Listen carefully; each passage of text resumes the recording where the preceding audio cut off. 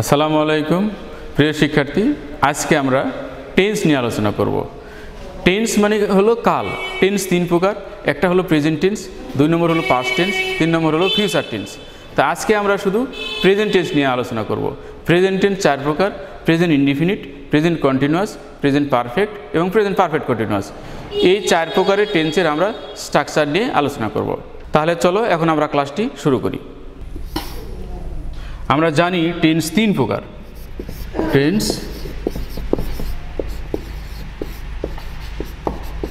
তিন প্রকার। এক নম্বর হলো প্রেজেন্ট টেন্স,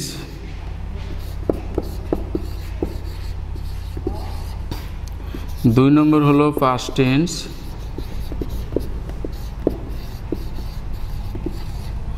তিন নম্বর হলো ফিউচার টেন্স।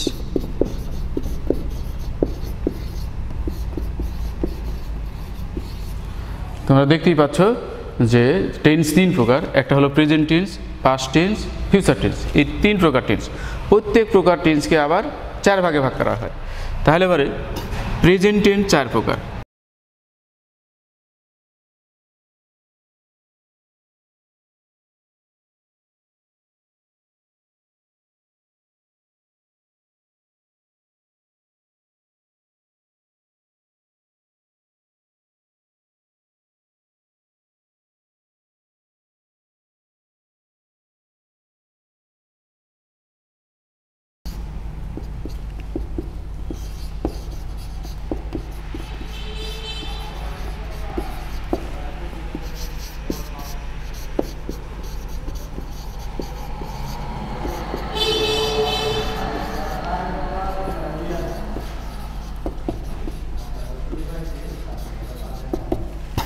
আমরা দেখতেই পাচ্ছি যে প্রেজেন্ট টেন্স চার প্রকার, পাস্ট টেন্স চার প্রকার এবং ফিউচার টেন্স চার প্রকার। তাহলে প্রত্যেকটা টেন্সকে যদি আমরা চার ভাগে ভাগ করি তাহলে মোট টেন্স আমাদের তিন প্রকার। 3 গুণ 4 সমান সমান হবে 12 প্রকার। এই 12 প্রকার টেন্সের স্ট্রাকচার নিয়ে আজকে আমরা আলোচনা করব।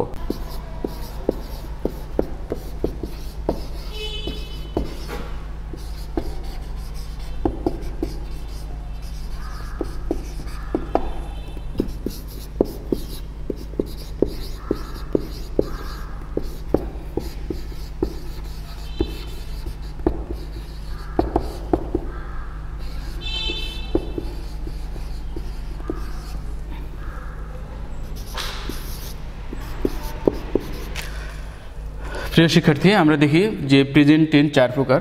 এক নম্বর হলো প্রেজেন্ট ইনডিফিনিট টেন্স, দুই নম্বর হলো প্রেজেন্ট কন্টিনিউয়াস টেন্স, তিন নম্বর হলো প্রেজেন্ট পারফেক্ট টেন্স, চার নম্বর হলো প্রেজেন্ট পারফেক্ট কন্টিনিউয়াস টেন্স। এক নম্বর প্রেজেন্ট ইনডিফিনিট।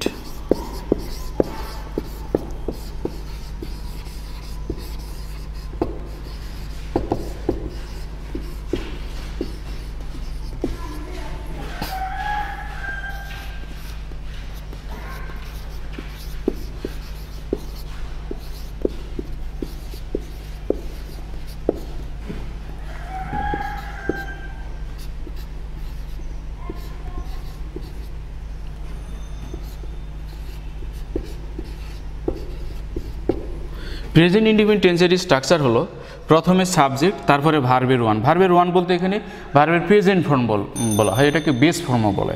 তাহলে ভার্বের ওয়ান প্লাস এস অথবা ইএস অথবা জিরো।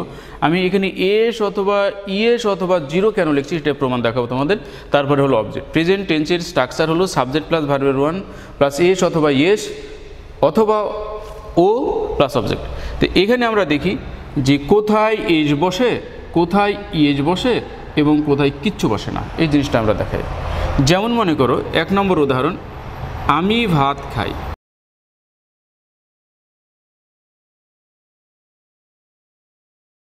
আমি ভাত খাই, এখানে সাবজেক্ট হলো আমি, এই আমির ইংরেজি হলো কি আই। এইবার আমরা ভাত না লিখে আর লিখবো কি খাই। খাওয়ার ইংরেজি কি ইট, আই ইট। এবারে আমরা কি খাই, ভাত খাই, এটা হলো object rice, I eat rice. দেখো যেখানে সাবজেক্টটা এই আইটা হলো সাবজেক্ট, এটা হলো ভার্ব, এটা হলো অবজেক্ট। তো এখানে আমরা ভার্বের ওয়ান বলছি, কেন বলছি? যে আমরা জানি যে ভার্ব যে 3 প্রকার, এটা ভার্বের 1-এ বলা হচ্ছে ইট হয়, ভার্বের 2 হলো সেটা এট হয়, এবং ভার্বের 3 সেটা হয় ইটেন।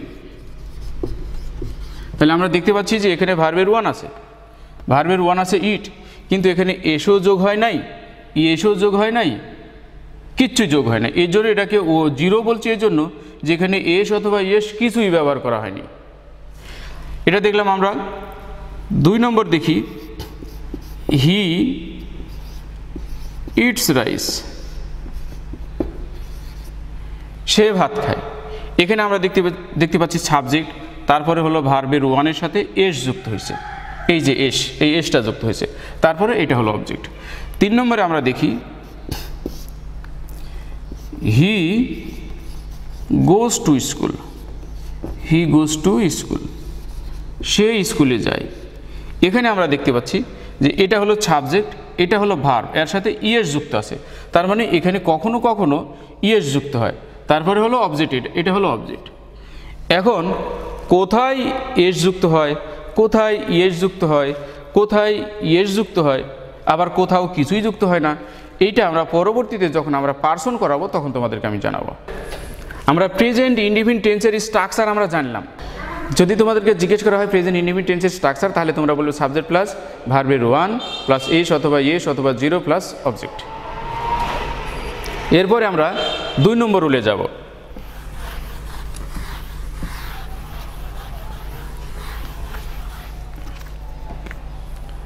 2 নম্বর টেন্সের নাম কি বলছিলাম? Present continuous tense, continuous tense. Present continuous টেন্সের স্ট্রাকচার হলো, প্রথমে হবে সাবজেক্ট, তারপর অক্সিলারি ভার্ব এম অথবা ইজ অথবা আর, প্লাস ভার্বের 1 প্লাস অবজেক্ট। প্রেজেন্ট কন্টিনিউয়াস টেন্সের স্ট্রাকচার হলো সাবজেক্ট, তারপর হলো অক্সিলারি ভার্ব এম অথবা ইজ অথবা আর, প্লাস ভার্বের 1 প্লাস অবজেক্ট। এখন আমরা জানবো কোথায় এম ব্যবহার হয়, কোথায় ইজ ব্যবহার করতে হয়, কোথায় আর ব্যবহার করতে হয়, এটা আমরা শিখব। যেমন I am eating rice, I am eating rice. এখানে আইটা হলো ফার্স্ট পারসন, এই জন্য আয়ের সাথে এম বসে। আমরা একটা মনে রাখবো যে অক্সিলারি ভার্ব এম কোথাও বসে না, শুধু আয়ের ক্ষেত্রে বসে। 2 নম্বর উদাহরণ দেখি, he is eating rice, he is eating rice. আমরা দেখতে পাচ্ছি যে হিটা থার্ড পারসন হওয়ার কারণে এবং একবচন হওয়ার কারণে এখানে ইজ অক্সিলারি ভার্বটা ব্যবহার হয়েছে, তো ইজটা ব্যবহার হয় সবসময় একবচনের ক্ষেত্রে। 3 নম্বর রুলে দেখি, they are eating rice, they are eating rice. আমরা দেখতে পাচ্ছি যে এখানে দে আর ব্যবহার করা হয়েছে। কেন ব্যবহার করা হয়েছে? যে এই দে শব্দটা দ্বারা বোঝায় তারা, তো তারা হলো বহু বচন, তাহলে বহু বচনের ক্ষেত্রে আর ব্যবহার হয়। এই জন্য প্রেজেন্ট কন্টিনিউয়াস টেন্সের আমরা 3টা উদাহরণই জানলাম, কোথায় এম ব্যবহার করতে হয়, কোথায় ইজ ব্যবহার করতে হয়, কোথাও আর ব্যবহার করতে হয়। তাহলে পরে প্রথমটা হলো আই অ্যাম ইটিং রাইস, 2 নম্বরটা হলো হি ইজ ইটিং রাইস, 3 নম্বর হলো দে আর ইটিং রাইস। তাহলে আমরা মনে হয় বুঝতে পেরেছি যে প্রেজেন্ট কন্টিনিউয়াস টেন্সের স্ট্রাকচারটা কি। সেই স্ট্রাকচারটা জানলাম সাবজেক্ট প্লাস এম অথবা ইজ অথবা আর, তারপরে হলো ভার্বের 1 প্লাস অবজেক্ট। আমরা কোথায় এম ব্যবহার করতে হয়, কোথায় ইজ ব্যবহার করতে হয়, কোথায় আর ব্যবহার করতে হয়, সেটা আমরা শিখলাম। এবারে আমরা জানবো 3 নম্বর present perfect tense. Present perfect tense, present perfect tense এর স্ট্রাকচার।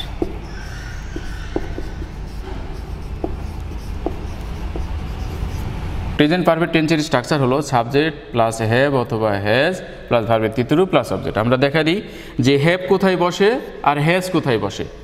হ্যাভটা হলো ফার্স্ট পারসন এবং সেকেন্ড পারসন, এই দুইটার ক্ষেত্রে হ্যাভ বসে এবং হ্যাজটা বসে হলো থার্ড পারসনের জন্য, হ্যাজটা বসে। আমরা এক্সাম্পল দিলে বুঝবো যে, যেমন মনে করো I have done the work, I have done the work, আমি কাজটা করেছি। 2 নম্বর হলো he has done the work,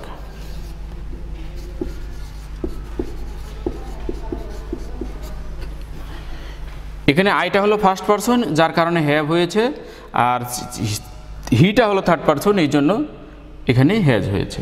তাহলে আমরা দেখলাম যে প্রথমে সাবজেক্ট হলো আই, তারপরে হলো হ্যাভ, তারপরে হলো ভার্বের তৃতীয় রূপ এই যে ডু থেকে ডান হয়েছে, তারপরে অবজেক্টটা হলো দ্য ওয়ার্ক। নিশ্চয়ই আমরা বুঝতে পেরেছি যে প্রেজেন্ট পারফেক্ট টেন্সের স্ট্রাকচারটি। এরপরে আমরা শিখব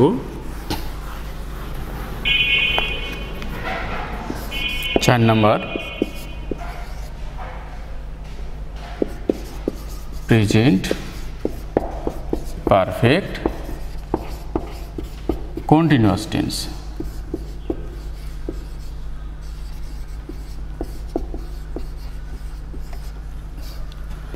স্ট্রাকচারটি হলো প্রথমে সাবজেক্ট, তারপর হবে অক্সিলারি ভার্ব হ্যাভ বিন অথবা হ্যাজ বিন প্লাস ভার্বের one plus ING plus object plus since অথবা ফর প্লাস টাইম, সময়বাচক শব্দ এখানে থাকবে। প্রেজেন্ট পারফেক্ট কন্টিনিউয়াস টেন্সের স্ট্রাকচার হলো প্রথমে সাবজেক্ট, তারপরে হবে হ্যাভ বিন অথবা হ্যাজ বিন। হ্যাভ বিনটা হবে ফার্স্ট পারসন এবং সেকেন্ড পারসনের বেলায়, থার্ড পারসনের বেলায় হ্যাজ বিন, তারপরে হলো ভার্বের one plus ING plus object, এরপর সিন্স অথবা ফর, এই দুটির মধ্যে যে কোনো একটি লিখতে হবে, তারপর হলো সময়বাচক শব্দ, এই জন্য আমি টাইম লিখেছি। উদাহরণ দিলে তোমরা আরও ক্লিয়ার হবে। দেখি, I have been working, I have been working in the field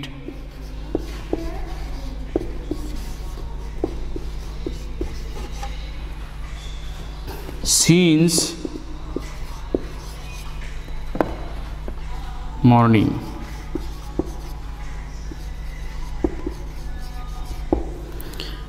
আমি সকাল থেকে মাঠে কাজ করতেছি। এইটা আমরা কোন টেন্স, আমরা কেমনে বুঝবো? আমরা দেখছি যে প্রেজেন্ট পারফেক্ট কন্টিনিউয়াস টেন্সের স্ট্রাকচার হলো সাবজেক্ট প্লাস হ্যাভ বিন অথবা হ্যাজ বিন, ভার্বের one plus ING plus object since for time. আমরা দেখি সাবজেক্টটা হলো আই, এরপর হলো অক্সিলারি ভার্ব হলো হ্যাভ বিন, এখানে হ্যাভ বিন লিখছি। এরপরে আমরা দেখছি ভার্বের ওয়ানের সাথে আইএনজি, ওয়ার্কটা হলো ভার্বের ওয়ান, এর সাথে আইএনজি দিয়েছি। এরপর হলো অবজেক্ট, অবজেক্টটা হলো ইন দ্য ফিল্ড, এটা হলো আমাদের অবজেক্ট। এরপরে বলা হচ্ছে সিন্স অথবা ফর, আমরা সিন্স ব্যবহার করেছি। এরপর হলো টাইম লেখা আছে, মর্নিং অবশ্যই সময়বাচক একটা শব্দ, এই জন্য আমরা এখানে মর্নিং লিখেছি। এর অর্থ হলো আমি সকাল হইতে কাজ করতেছি। তো আমরা জানলাম প্রেজেন্ট ইনডিফিনিট টেন্সের স্ট্রাকচার, প্রেজেন্ট কন্টিনিউয়াস টেন্সের স্ট্রাকচার, প্রেজেন্ট পারফেক্ট টেন্সের স্ট্রাকচার, প্রেজেন্ট পারফেক্ট কন্টিনিউয়াস টেন্সের স্ট্রাকচার।